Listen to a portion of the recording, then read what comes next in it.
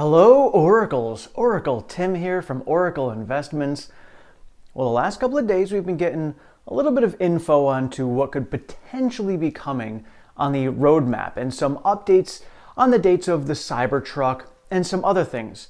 So we're going to discuss those today and the implications as to what those could possibly mean for Q4 earnings and earnings going forward over the next year. A couple of days ago, Sawyer Merritt had tweeted that Elon is expected to be in Berlin tomorrow on the 16th of January.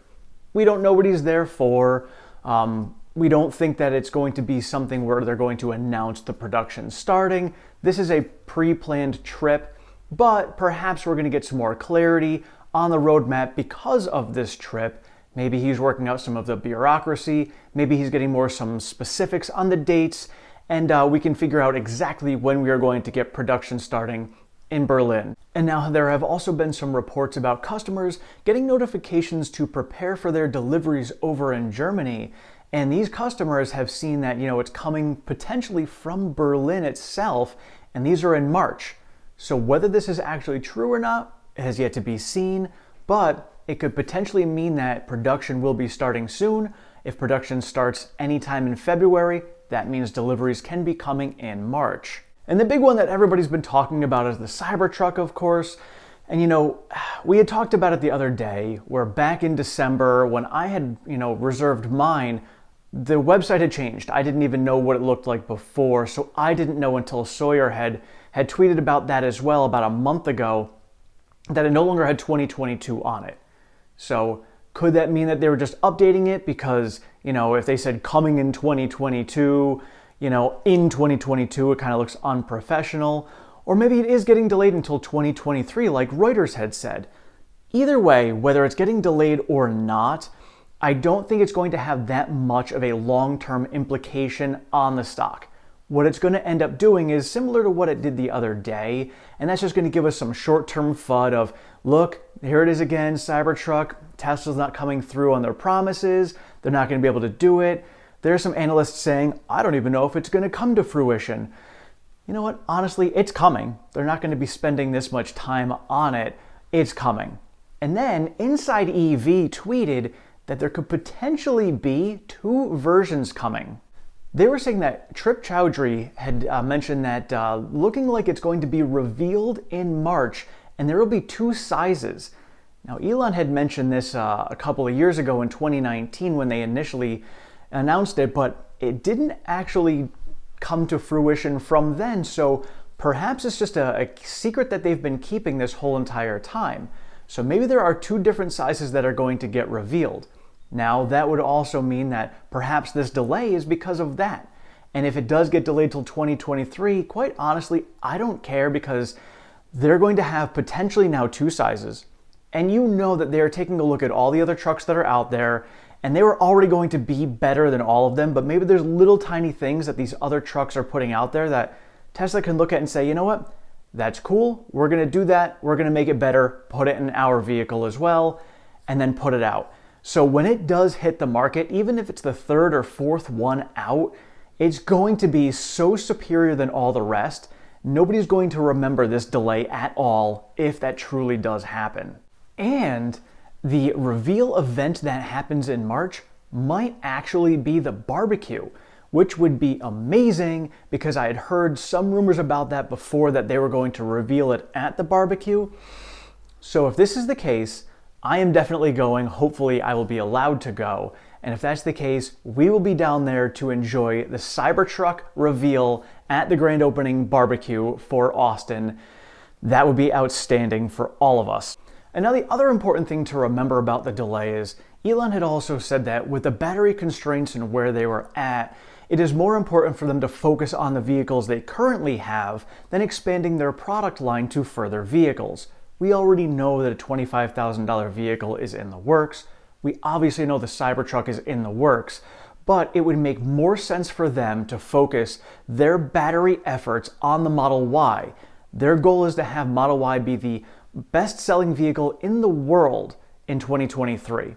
Their production ramp is proving that they will be able to get to that point over 2022 to then push it into 2023 and have that many vehicles get produced. but they need to focus on that this year to make sure ramp gets up to speed to get there. So if they've got to take a little bit of time and effort away from the Cybertruck in Austin to focus more on the Model Y, so be it. That's their goal. That is more important than selling the Cybertruck. And if the Cybertruck gets delayed a quarter, it's totally fine. It's going to be the best thing for the business and the company.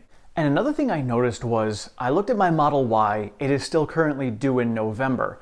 So I played around with the configurations a little bit. And if I changed one thing and changed it to the induction wheels, which were more expensive, that moved my delivery date from November up to July. So Tesla is definitely prioritizing the higher end vehicles. Mine is a long range, very base model, no FSD. So by changing that one thing, it bumped it up. So that means that Tesla is really prioritizing the higher end vehicles, which is amazing for margins. This is brilliant because thinking about the fact that they have 2 factories ramping up, and they have already mentioned on the Q3 earnings call that ramping up factories are going to take a hit on costs and your margins will come down.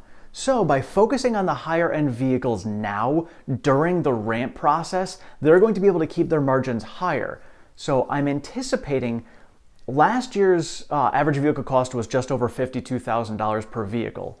Their vehicle costs have gone up almost 15% over the course of this past year.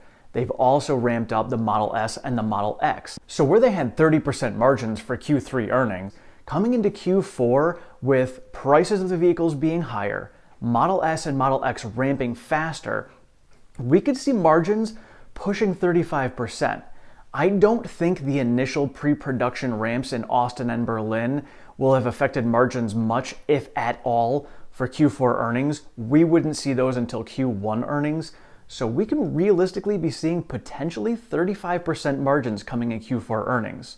And now if this is the case and 35% becomes the foundation for margins for Q4 earnings, that just means that going into Q1, they have a huge buffer in place to offset any ramp costs coming out of the 2 factories.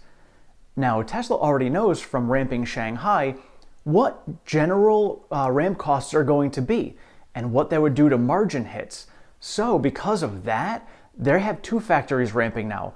They can just do some basic math. And sure, there's unknowns that are going to come up in both places, 2 different countries. Anything can happen, but at least they have a ballpark idea. That means they can adjust the pricing and adjust the vehicles that they're choosing to produce first, like the higher end vehicles, to offset any margin hits that will come out of these 2 factory ramps. And then that in turn leads me to believe that Elon will hit his last tranche of his options package by hitting 30% margins 4 quarters in a row. He had it in Q3. I can almost guarantee he's going to have it in Q4. And by focusing on the higher end vehicles to offset ramp costs of Berlin and Austin for Q1 and Q2, I'm pretty sure we're going to be over 30%. And in being over 30% for the next 2 quarters during the initial ramp process, that is going to blow people's minds because most people are expecting it to take a major hit like it did for Shanghai. So if they can prove that they can offset that and then do that, now we've come out of initial ramp and we're hitting Q3 and Q4 earnings. And you saw what happened in Shanghai where margins just kept on climbing and climbing as they were coming out of their initial ramp. We are going to see some massive, massive margins coming in Q3 and Q4 this year. And I will discuss more of that tomorrow when I go over my full Q4 earnings preview and discussing where I think we're going to be at. And I'll go over the next 4 quarters for the rest of 2022 as well. I will also be sharing all of your predictions that we discussed previously, and we'll share all of those, and this way we can have it time-stamped and recorded, and we'll be able to come back to this later and discuss it and see how close we were at the end of the year. Let me know in the comments below, how do you feel about the potential delay from Cybertruck? And let me know if you think that they're going to come out with 2 different sizes when they reveal it in March, and how that could potentially affect the future for Tesla and the Cybertruck. Thank you all so much for being here. I appreciate all your support and feedback. If you have not subscribed, please do so down below. Sign yourself up for notifications. You can follow me on Twitter at OracleTim1. I post all of the latest Tesla news, pertinent stock information, as well as all of the trades I make every day. Thank you so much. Have a great one.